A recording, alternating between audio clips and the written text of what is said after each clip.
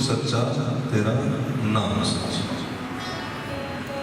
और जब कहते तू सच्चा तो उसमें दो जन आते हैं, एक परमात्मा और एक परमात्मा के जन जो भगवान से जुड़े हैं। तो कोई हो, किसी वेशभूषा में हो, किसी गली गांव में हो, उसकी कोई सामाजिक तुलना नहीं, बस परमात्मा से जुड़े हो, यही उसका एक लक्षण है। फिर भगवान से जुड़े और भगवान में रत्ती भर भी अंतर नहीं है।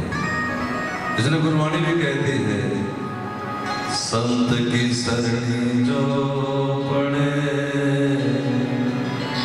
सो जन उदरन,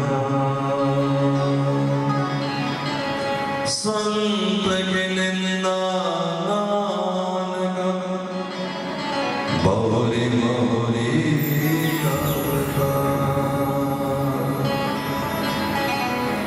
आज संत के नाम पे मुझ जैसे कई भेषधारी बैठे हैं। संत का मतलब केवल छीनना नहीं, संत का मतलब तो लुटाना है। क्या लुटा सकता है साधु? तो भगवान तक को लुटा देता है। संत जगत परम हितकारी, जगत में सबसे ज्यादा हित करने वाले महात्मा। जो कोई भगवान का भजन करता है, ध्यान देना, तो फिर भगवान उसको अपने गुणों से परिपूर्ण करते हैं। लेकिन यदि कोई भगवान के भक्तों के गुणों को गाता है तो भगवान गुणों से परिपूर्ण नहीं करते, बल्कि भगवान उसके दास हो जाते हैं, उसके हाथों बिक जाते हैं। इसलिए चालीसा में लिखा है, तुम रे भज राम को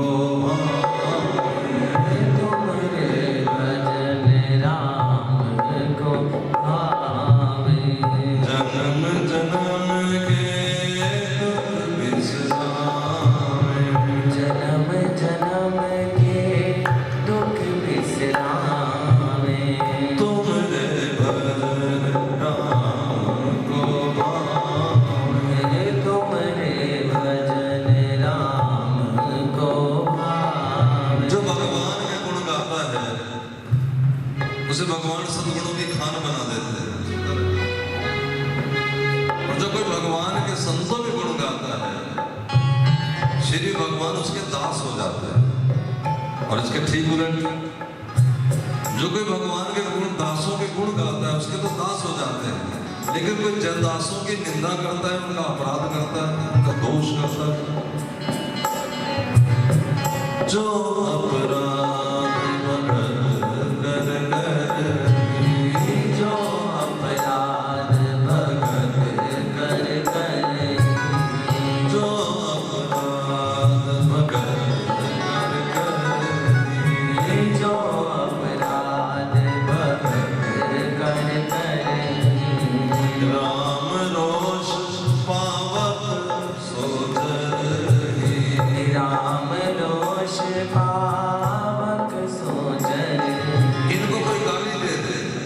इनको मतलब ठाकुर जी को, तो भी आगे से मुस्कुराते हैं। लेकिन इनके भक्तों को वो गाली देते फिर बर्दाश्त नहीं करते। इनकी अपनी धर्म पत्नी जग जननी जानकी सीता, जो इनके साथ 13 बरस तक रही, घर बार छोड़ दिया, मायका छोड़ दिया, सुख छोड़ दिए, संबंधी छोड़ दिए, फिर धर्म पत्नी भी है। उसकी खोज करने जब हनुमान जी गए और जब उन्होंने ढूंढ लिया सीता को, तो उनसे निवेदन किया कि प्रभु बड़े दुखी हैं, आप मेरी पीठ पे बैठ जाओ, तो तुम्हें अभी ले चलता हूं। सीता जी ने कहा बेटा अगर मैं पीठ पे बैठ के चली जाऊं तो इसमें राम की क्या महिमा है? मेरे राम की महिमा तो इसी में है कि वो आए और रावण को अपने हाथों बंद करे, मुझे बचा के ले जाए, इसी में की महिमा। ऐसे तो भक्ति होती है जिसको अपना कोई परवाह ही नहीं, मैं कहा हूं मेरे राम के गुण होने चाहिए। ऐसी भक्तिमती सीता को भी राम ने त्याग दिया। कब? सीता जी कहती है कि जब तुम राम के पास जाओ, श्री राम के सामने जाओ, हे बेटा केवल राम को मेरी तरफ से नमस्कार ना कहना, ध्यान देना। सीता जी कहती है कि अनुज सहित प्रभु गयो चरण,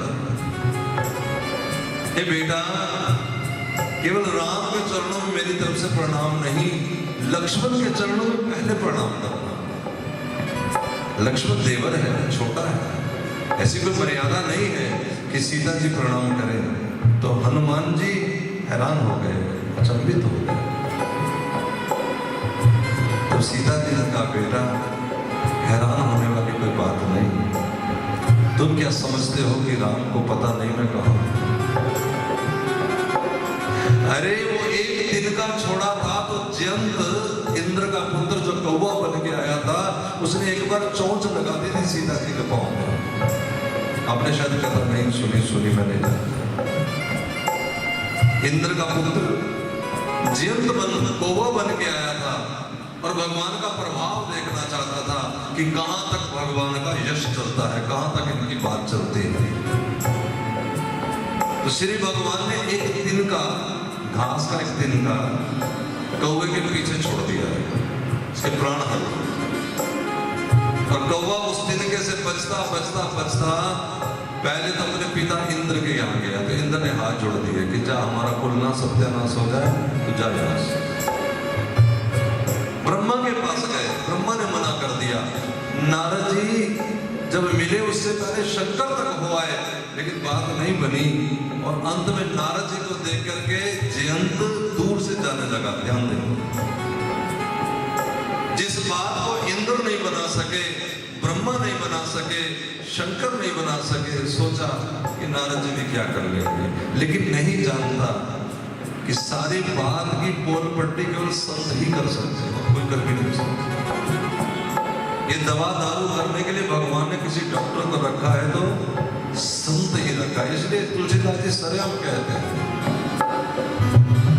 सतगुरु वेद वचन विश्वास, सतगुरु वेद वचन विश्वास, सतगुरु वेद वचन विश्वास, सतगुरु वेद वचन विश्वास, संयम न विषय की आस, संयम न विषय की आस। आज जो मुसीबत पैदा हो रही है ना, टीवी के माध्यम से आप देख रहे हैं, उस माध्यम में, उस मुसीबत में कोई और गुनहगार नहीं है, मेरी बात को क्षमा करना, ये जनता जनार्दन ही है जो राम की कथा नहीं सुनना चाहती, जो चाहती कि कोई बाबा जी मिले जो ऐसे करके मुझे तारा दे। मैं हर बार आपके बीच में आया, हर बार ये निवेदन करके गया, ऐसा कोई बना नहीं अभी तक, ऐसा हो नहीं सकता। लेकिन हमारे मन में एक ऐसी बैठ गई लालच की पुड़िया कि कोई मिल जाए बस मैं वहां नारियल फेंकाऊं और आधे मेरे घर नोटों के बंडलों की बारिश हो जाए। ये जो लालच बैठा है ना, इसी लालच का फायदा उठा करके फिर कुछ लालची अपना काम कर लेते हैं। बाजार वाले अगर वस्तु बेचते हैं उसमें पैसा कमाते क्योंकि आप लेने जाते हो, और उन्होंने भी एक धंधा बना रखा है कि एक पैंट के साथ एक शर्ट फ्री, और आप देखो दुकान उसी पे भीड़ है जिसने लिखा है फ्री। अब आप बताओ, यहाँ दुकानदार भी बैठे हैं कि कोई दुकानदार अगर फ्री में बांटने लगेगा उसने क्या अपने बच्चे नहीं पाले? आप बताओ, बोलो कैसे फ्री में दे सकता है?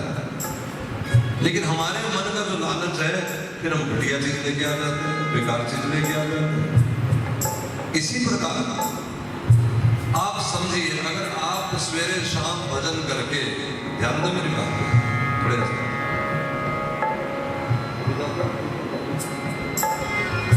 सवेरे शाम भजन करके, हाँ, और कोई कभी अचानक कोई संत महात्मा कोई आपको प्रकट होकर के कोई ऐसी विद्या दे जाए, मान लो, आप बताओ किसी को वो 1000, 2000, लाख, 2 लाख, करोड़, 2 करोड़ के बदले आप बांट दोगे? यदि आपने ईमानदारी से भजन किया होगा तो बोलो ना। यदि ईमानदारी से वो वस्तु इकट्ठी की होगी, दिन रात की मेहनत की होगी, तुम्हारा बच्चा दिन रात पढ़ के वकील बना है और तुम कोई कहे कि मेरे से 10, 20, 50 लाख रुपए ले लो और इस बच्चे की डिग्री मेरे नाम कर दो, कोई माँ बाप करने वाला है? बोलो।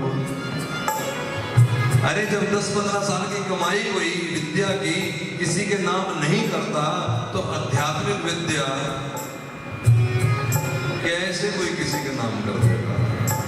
हाँ, जो बेटा तुम्हारा वकील बना है उसे यदि कोई कहे कि हमारे कॉलेज में आकर के आने वाले बच्चों को पढ़ा दो, फिर वो बैठ जाएगा कि ठीक है मैं औरों को भी एजुकेट कर दूंगा, जो मैंने सीखा है तो दूसरों को सिखा दूंगा। लेकिन कोई कहे कि मैं अपनी चीज किसी को दे दूं, आप पूरी सभा में बताओ कोई दुनिया में ऐसा दिखा कहीं? अरे जब वकील कोई डॉक्टर मूर्ख नहीं हो सकता तो कोई महात्मा कितना मूर्ख थोड़ी होगा कि तुम्हें ला करके तुम्हारे किसी वस्तु के बदले, दुनिया से कौन सी वस्तु है जिसके बदले तुम्हें भगवान दे दे और वो वस्तु ले ले? अब बताओ क्या? अब कोई मूर्ख ही बनना चाहे तो फिर जो मूर्ख बनाने के लिए ही बाबा जी बना है तो 100 तरीके अपनाएगा, उसका क्या कहेगा? हाँ के ना? इसलिए हमें वो चर्चा नहीं रखनी है, हमें तो बात ओरिजिनल करनी है कि बात क्या कर रहे हैं। सतगुरु वैद वचन विश्वास, सतगुरु वैद वचन विश्वास। तुलसीदास जी अलर्ट करते, सावधान करते हैं, सतगुरु की बात मानो, विश्वास भी करो वचन पे, लेकिन अपना परहेज भी रखो। क्या? संयम न विषय की आस, संयम ये न विषय की आस। हमें संसार की आस नहीं करनी है कि वो हमारा काम कर देगा, आएगा तो हमारी दुकान चल जाएगी। पहले पिछली रिकॉर्डिंग निकाल लो, 6 साल से मैं यही बात कह रहा हूँ। बाबा जी आएगा तो हृदय में भगवान का भजन बनेगा।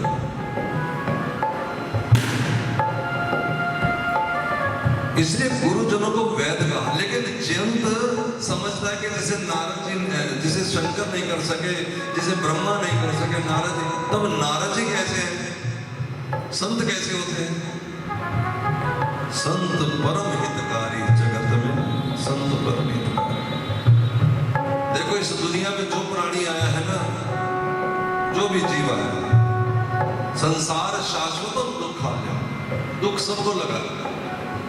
और महात्मा तो समझ गए अगर उनको कोई दुख आता है, कोई धोखा देता है, कोई पैसा छीन लेता है, समझ लेते हैं ये तो मेरे कर्मों का है, दुख तो होता नहीं। लेकिन संसार दुख वाले हैं, यहाँ रह के कोई ऐसा हो ही नहीं सकता जिसे दुख न हो। और महात्मा तो सुख दुख को समझ गया, फिर उसे क्या दुख लगा देते हैं? उसे भी एक दुख लगा। क्या? उसे ये पीड़ा लगती है कि जो मेरे जैसे आंख नाक मुंह वाले हैं, जो मेरे जैसे हैं, जो वस्तु मुझे मिली है वो इन्हें भी मिल सकती है। हाय ये इस वस्तु से वंचित क्यों है, हाय ये दुखी क्यों। संसारी इसलिए दुखी है कि हाय पड़ोसी सुखी क्यों है। महात्मा इसलिए दुखी है कि हाय मेरे पास आने वाले दुखी क्यों। लेकिन मुसीबत ये है कि जो दुखी है वो ये भी नहीं समझता कि सुख कहते किसे। वो समझता है कि यदि एक लॉटरी लग जाए तो सुख हो जाएगा, लेकिन महात्मा को पता है कि यदि ये सुख दे दिया तो फिर आगे जो दुखों की लाइन लगी उसका क्या है। समझ रहे हो क्या? वो चाहता है कि इस परम दुख से छुटकारा हो जाए, इस आवागमन से छुटकारा हो जाए, और उसे ये भी पता है कि इसकी दवाई सिवाय हरि नाम के और कोई दूसरी नहीं। भगवान के नाम के अलावा छुटकारा होने वाला नहीं है। अभी जो हम सुनने जा रहे हैं इसका नाम है भक्तमान। अभी बहुत सारे यहाँ ऐसे भी होंगे मेरी माताएं भाई बंधु जिन्हें ये भी ना पता होगा कि भक्तमान होती क्या है। हाँ क्या ना, कोई बड़ी बात नहीं, क्योंकि ये ग्रंथ का पीछे यूं समझो लुप्त हो गया था, छिप गया था। भागवत का बोलबाला है, और दरअसल तुम्हें समझने में देर नहीं लगेगी। मैं एक बात कह दूं, भागवत भी भक्तमाल है। ध्यान दे, भागवत में मैंने जब आपको सुनाया तो बताया होगा कि ये भगवत कथा नहीं है, ये भागवत कथा है। ये राम जी की कथा नहीं है, तो सूर्य कुल की कथा है, जिस कुल में राम जी आए। राम जी की कथा तो 2 अध्याय में है। ये प्रहलाद की कथा है। अब जब सुनते हैं तो बोलो ज्यादा किस पे जोर देते हैं, प्रहलाद पे कि नरसिंह भगवान पे। नरसिंह भगवान तो 5-10 मिनट बीच में उनका अवतार बताते हैं, बाकी तो सारी कथा ही प्रहलाद हिरण्यकश्यप की। भागवत में मनुष्य रूपा की कथा है, देवती माँ की कथा है। भागवत में सती की कथा है, ध्रुव की कथा है, जड़ भरत की कथा है, वृत्रासुर की कथा है, गोपियों की कथा है, ग्वालों की कथा है, यानी भक्तों की कथा है। तो फिर ये भक्तमाल अलग क्या है? बस इतना अंतर है, ध्यान देना। भागवत में केवल सतयुग, द्वापर और त्रेता के भक्तों को हासिल किया गया, और मुख्य तौर पे उन भक्तों को जिनके लिए भगवान ने ये 24 अवतार धारण किए हैं। लेकिन भक्तमाल में हर उस भक्त की कथा है जिसके लिए भगवान रोज ही अवतार देते हैं और प्रतिपल अवतारित होते रहते हैं। ये तो भक्तों को पता है, कभी किसी रूप में, कभी किसी रूप में, कभी किसी रूप में भगवान की कृपा अवतरित होती ही रहती है। कोई बुढ़िया माँ बस से यहाँ से दूरी जाना चाहती है, रश बहुत है, तो कहते हे प्रभु कहीं बैठने की जगह मिल जाती। और इतने में एक भाई साहब कहते माता जी आप यहाँ बैठ जाओ, ये भगवान ने उसके अंदर दया का अवतार लिया है। कभी हम बड़ी मुसीबत में उलझ जाते हैं और कोई रास्ता नजर नहीं आता, लेकिन उस समय कोई एक आकर के हमारी बाह पकड़ लेता है। ये भगवान की कृपा का अवतार ही तो है। ध्यान दें, जो बिना ही कारण हमारा भला करना चाहे, जगत का भला करना चाहे, वो 2 ही जने हो सकते हैं, तीसरा कोई नहीं। अगर हेतु है, कोई कारण है पीछे दया करने में, तो वो संसारी होगा, और अगर कारण नहीं है तो फिर 2 जने होंगे। कौन? देखा देखा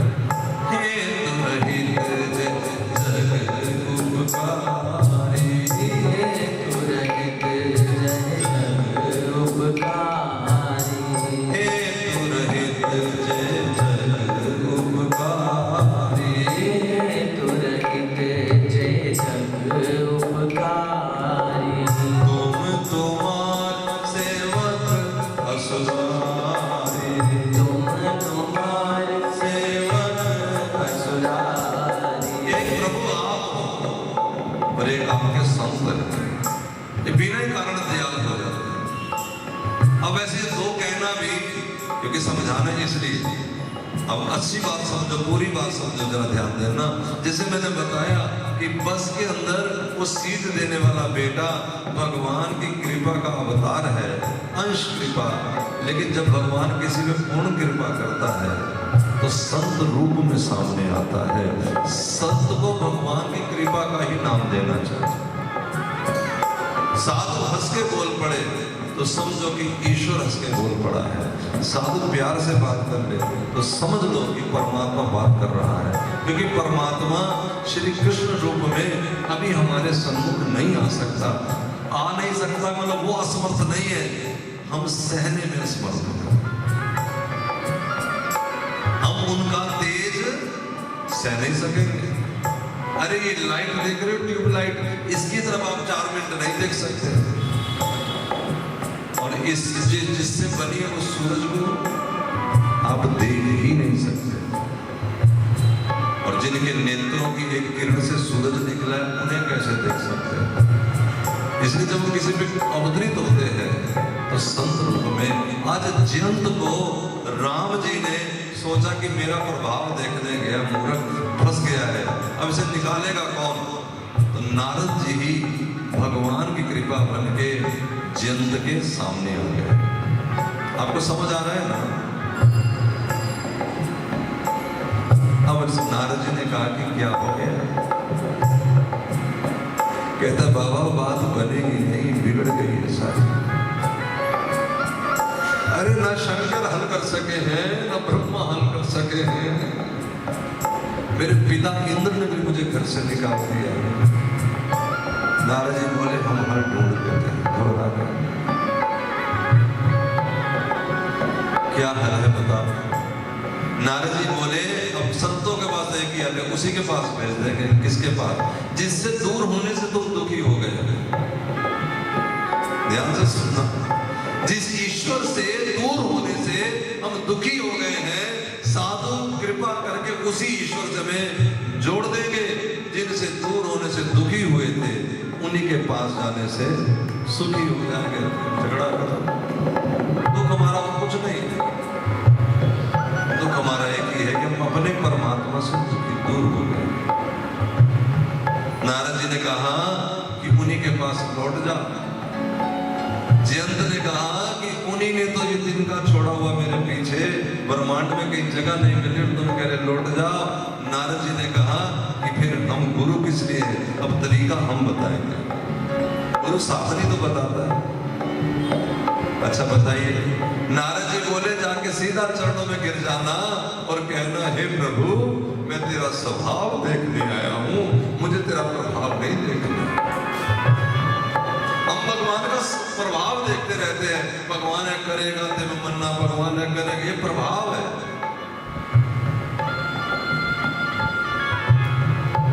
स्वभाव किसी को समझ आ जाए। शिव कहते हैं जिसने स्वभाव समझ लिया, ओ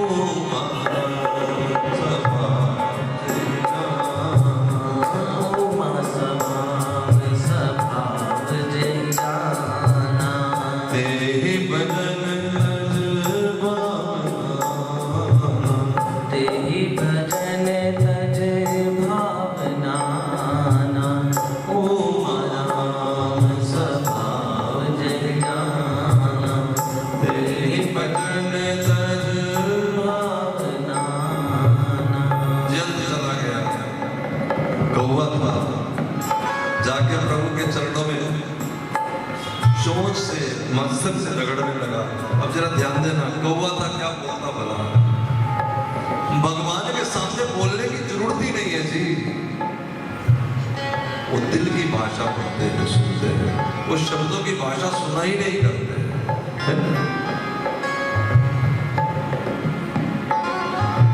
श्री राम ने उठा लिया, कलेजे से लगा लिया।